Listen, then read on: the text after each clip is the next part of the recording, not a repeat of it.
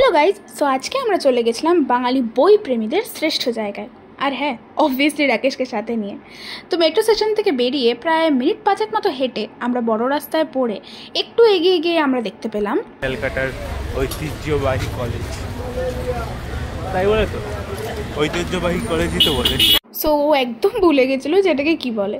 তো এটা হচ্ছে আমাদের কলকাতার মেডিকেল কলেজ। আর মেডিকেল কলেজ থেকে বেরিয়েই আমরা দেখতে পেলাম জ্যাম লেগে গেছে অ্যাজ ইউজুয়াল, বিকজ এটা কলকাতা, মানুষের নিজের মতো সিগন্যাল নিজে বানায়।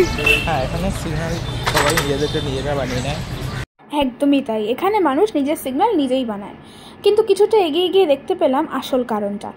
এই যে এটি হচ্ছে আসল কারণ যার জন্য রাস্তার জ্যাম।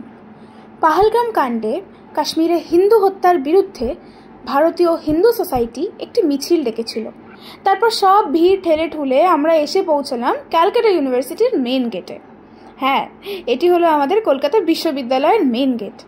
আর এই মেন গেটের সামনে দাঁড়িয়ে আমি আর রাকেশ একটু মজা করে নিচ্ছিলাম, দেখতেই পাচ্ছেন আপনারা। আর ঠিক ইউনিভার্সিটি অফ ক্যালকাটার উল্টো দিকেই আছে বইপাড়া। আর এখানে দেখুন, এত বই দেখে রাকেশের মুখটা কেমন হয়ে গেছে। তো এতগুলো বই কিনে আমাদের একটু খিদে পেয়ে গেছিলো। আরে আরে চলে যাচ্ছে, হ্যাঁ এই তো তাকিয়েছে। তো আমরা চলে গেছিলাম ইন্ডিয়ান কফি হাউসে। সত্যি কথা বলতে এর আগে কোনো কফি হাউসে যাওয়ার তো সুযোগ আমার হয়নি, তবে আজকের সুযোগটা শুধুমাত্র রাকেশের জন্য। শোনা যায় যে এই কফি হাউসে আমাদের কবিগুরু রবীন্দ্রনাথ ঠাকুর কবিরাজি খেতে রাজি হয়েছিলেন, সেই জন্য ডিশটার নাম রাখা হয়েছে কবিরাজি।